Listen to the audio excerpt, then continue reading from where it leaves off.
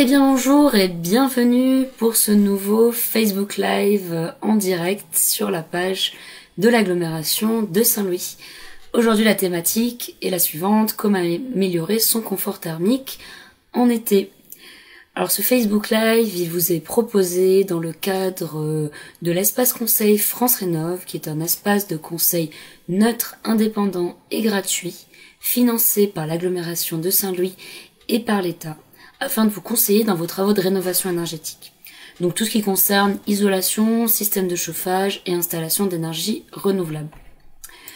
Donc ce Facebook Live, il vous est proposé en partenariat entre l'agglomération de Saint-Louis et Alter Alsace Énergie. Nous sommes une association qui existe depuis 42 ans déjà. Nous travaillons sur le territoire alsacien pour accompagner à la fois les particuliers et les collectivités dans leurs travaux de rénovation énergétique et le développement des énergies renouvelables. Donc aujourd'hui, si vous avez des questions, vous n'hésitez pas à les poster en commentaire. Il y a mon collègue, monsieur Velmélanger, qui est également conseiller France Rénov à l'agglomération de Saint-Louis et qui pourra y répondre. Désolée pour l'appel.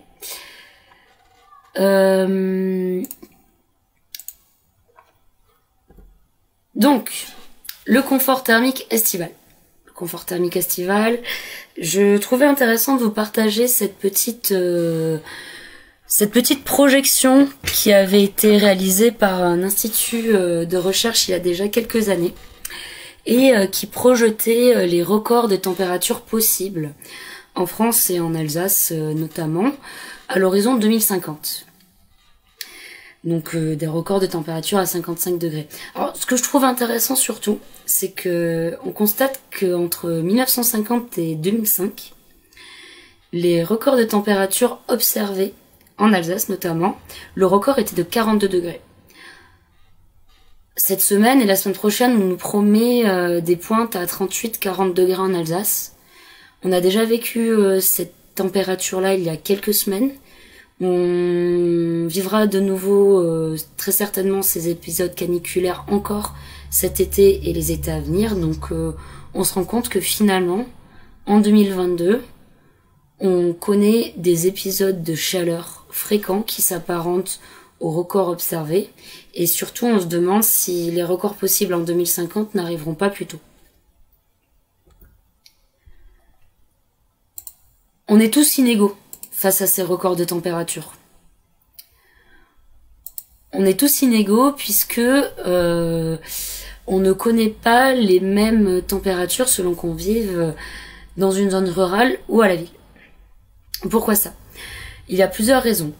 Tout d'abord, à la ville, l'ensemble des matériaux composant l'espace, c'est-à-dire qu'il s'agisse du goudron des villes, du béton de nos bâtiments, sont des matériaux qui ont la capacité d'emmagasiner la chaleur en journée et qui vont ensuite la restituer le soir.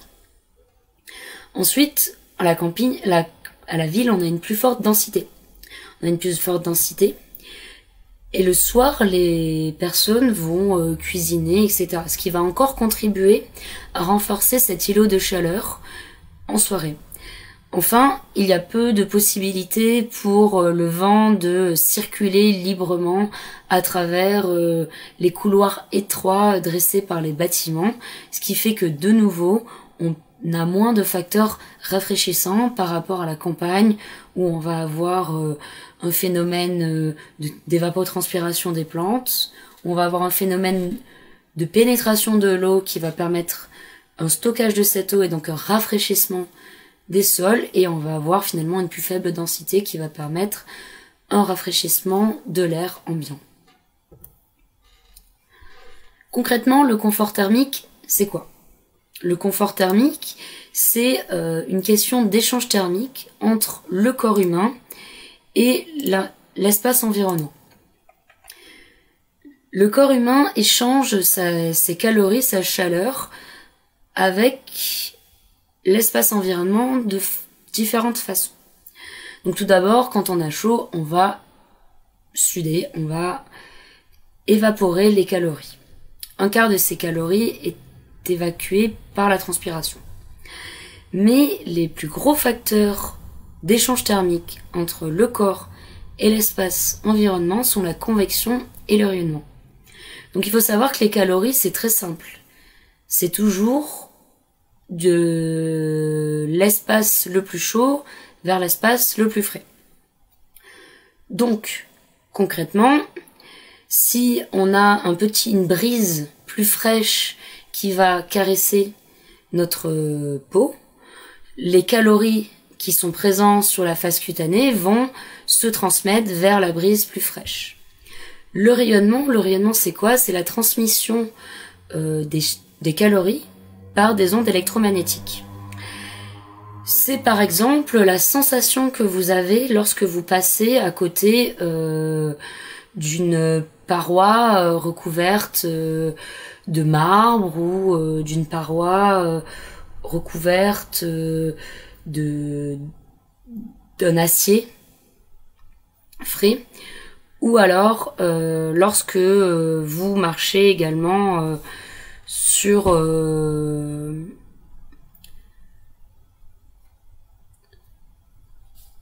des carreaux. Donc vous avez des matériaux qui vont rayonner plus froid que votre température intérieure du corps humain.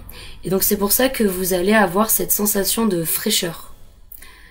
Donc c'est pour ça qu'il est important de mettre en place des matériaux plus frais comme le carrelage pour l'été. Et ce carrelage, vous pouvez le couvrir l'hiver avec un tapis. Pour la convection, en fait, il est plus intéressant l'hiver de se couvrir de vêtements à manches longues, par exemple, et larges, qui vont permettre des micro-convections entre le vêtement et notre peau. Ensuite, il y a des reliquats d'échange thermique, l'injection de nourriture. Il faut savoir que le corps humain perd en moyenne 6% de ses calories pour réchauffer la nourriture ingérée. Et la conduction, c'est lorsqu'on touche une paroi et qu'on transmet donc ces calories à une paroi plus froide.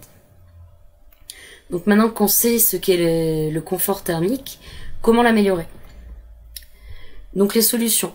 Alors tout d'abord, le premier principe, c'est d'empêcher les calories de pénétrer à l'intérieur de la maison. Donc la première solution, c'est de fermer les ouvrants le jour. Votre fenêtre, elle a ce qu'on appelle un facteur solaire. Ce facteur solaire est plus ou moins élevé en fonction de la technologie de la fenêtre. Il est très élevé pour le simple vitrage, un peu moins élevé pour le double vitrage récent et beaucoup moins élevé pour le triple vitrage. Donc concrètement, la meilleure solution technique en termes de vitrage pour réduire les calories solaires en été, c'est le triple vitrage. Inversement, le triple vitrage va moins laisser passer de facteurs solaires en hiver et donc moins laisser passer de calories gratuites en hiver. Donc il faut trouver un juste milieu. Avoir un facteur solaire aux alentours de 50% est un bon compromis. Donc il faut vraiment fermer à partir du moment où le soleil se lève l'été.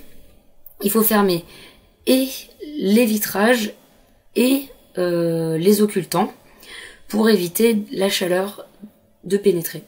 Si vous laissez ouvert vos fenêtres en oscillobattant, vous n'allez absolument pas produire suffisamment de ventilation pour aérer votre maison et la refroidir. Au contraire, la seule chose qui va se passer, c'est que vous allez laisser pénétrer l'ensemble des calories extérieures, puisque je le rappelle, les transferts thermiques, c'est toujours du chaud vers le froid.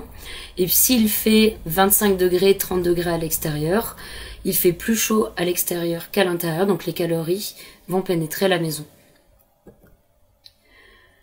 Alors, une fois que vous avez fermé vos fenêtres et vos occultants en journée, vous pouvez ventiler la nuit pour réduire la température intérieure. Alors, on voit sur cette campagne de prise de mesure que entre une maison non ventilée la nuit et une maison ventilée la nuit, la différence de température est entre 2 et 3 degrés à l'intérieur. Donc en fait, on va pouvoir lisser un petit peu comme ça la température intérieure en ventilant la nuit. Ça va permettre de refroidir les pièces, donc il faut vraiment ouvrir toutes les fenêtres pour créer des courants d'air, et refroidir également nos parois. Parce que nos murs ont la capacité d'emmagasiner de la chaleur. Donc, bien qu'on ferme toutes les fenêtres la journée, nos murs sont directement exposés au rayonnement solaire et emmagasinent la chaleur. Si vous ne ventilez pas à l'intérieur, les murs, jour après jour, vont tout doucement emmagasiner la chaleur. Et une fois que l'ensemble de la capacité inertique de votre matériau est atteinte, ce matériau va redistribuer la chaleur à l'intérieur. Donc pour éviter cela, ventilez la nuit pour réchauffer, pour refroidir les murs. Alors, un ennemi insoupçonné, c'est nos apports internes. Les fours qu'on allume, le fer à repasser, tout ça, ce sont des éléments qui vont créer de la chaleur. Et cette chaleur, elle va rester emprisonnée à l'intérieur de votre logement jusqu'à ce que vous réussissiez à créer la fameuse ventilation nocturne. Donc il faut éviter au maximum de cuisiner avec les fours, privilégier finalement une petite salade fraîche le soir et éviter de repasser les vêtements en pleine journée. Brasser l'air est un formidable atout.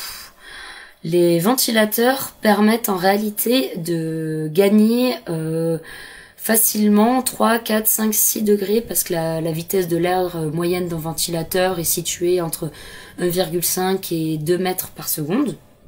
Donc on voit sur le tableau suivant qu'on peut atteindre facilement 4-5 degrés de refroidissement.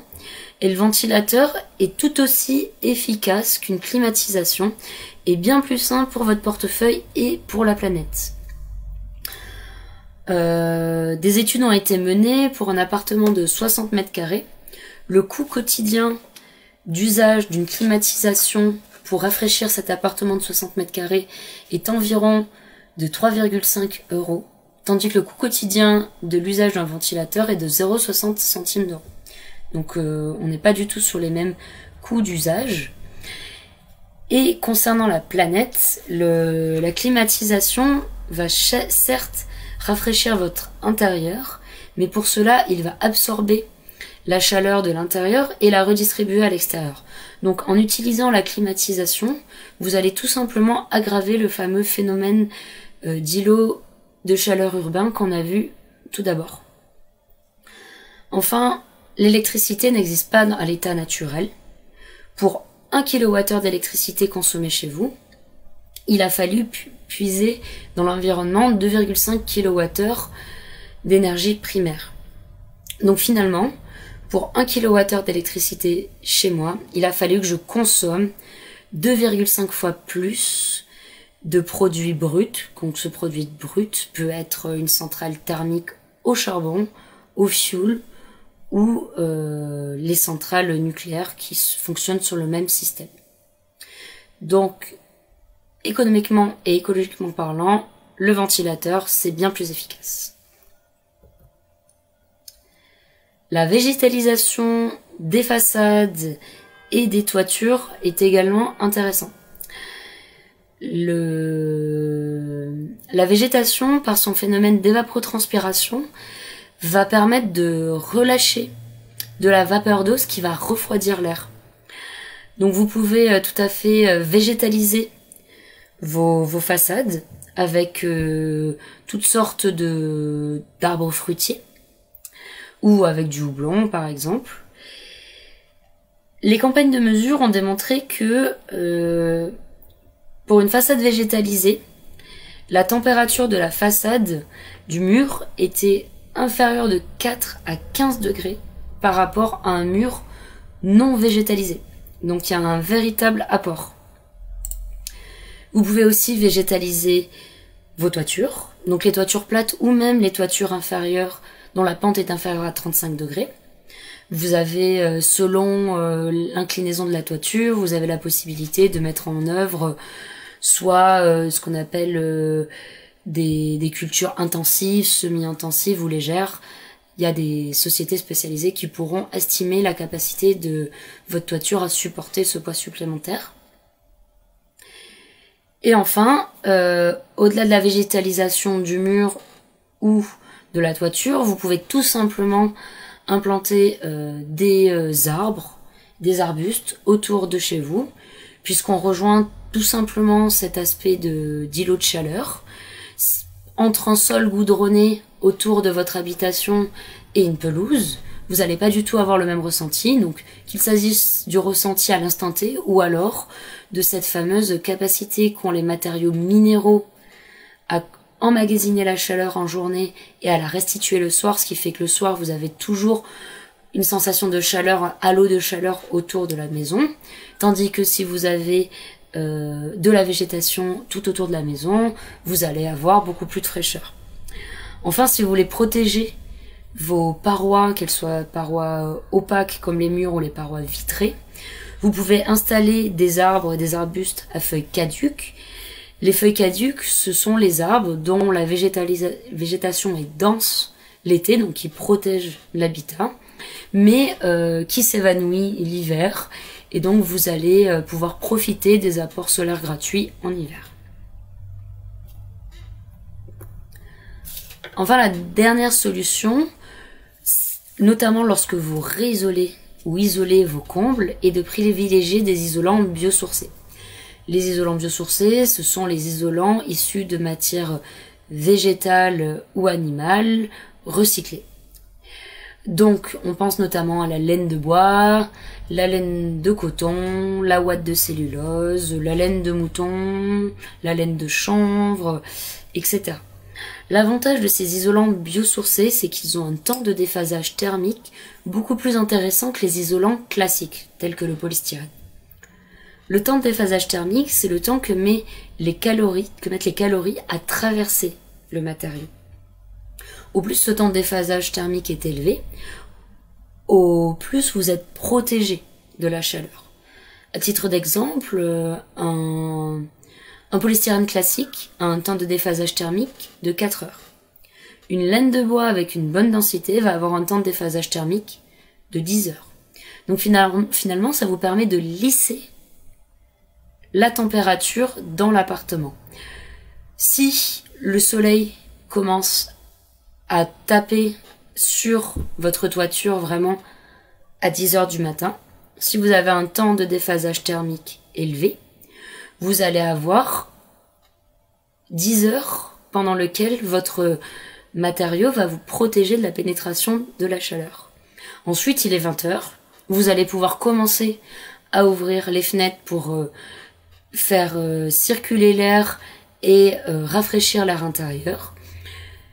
La température extérieure va commencer à diminuer, le transfert des calories se faisant toujours du chaud vers le froid. Le matériau qui a emmagasiné ces calories pendant 10 heures va tout doucement restituer les calories qu'il a emmagasinées à l'extérieur, puisque la nuit, il va faire plus frais à l'extérieur que chez vous, et donc on a ce lissage thermique où finalement très peu de calories solaires pénètrent dans l'habitat à travers la toiture. Donc on voit vraiment un gain intéressant lorsqu'on réisole ces toitures avec des matériaux biosourcés, sachant qu'aujourd'hui, il faut atteindre une résistance thermique de 6 en toiture et de 7 sur plancher des combles perdus, ce qui fait en moyenne une épaisseur de 24-25 cm en toiture et une trentaine de centimètres dans les combles perdus. Donc, ce Facebook Live vous était présenté par l'espace France Rénov, financé par l'agglomération de Saint-Louis. Donc, nous sommes vos conseillers France Rénov pour l'agglomération. Nous vous proposons des conseils neutres, gratuits et indépendants sur l'ensemble des communes de l'agglomération de Saint-Louis pour tous vos travaux de rénovation énergétique, donc isolation, système de chauffage, énergie renouvelable. Si vous avez des questions, n'hésitez pas à nous contacter par téléphone au 03 89 50 06 20 ou bien par mail à l'adresse mail qui s'affiche. Et nous sommes disponibles pour répondre à vos questions. Donc si vous avez des questions, vous pouvez les poser en direct sur le Facebook Live. Pas de questions? Eh bien je vous remercie pour votre attention et à bientôt peut-être.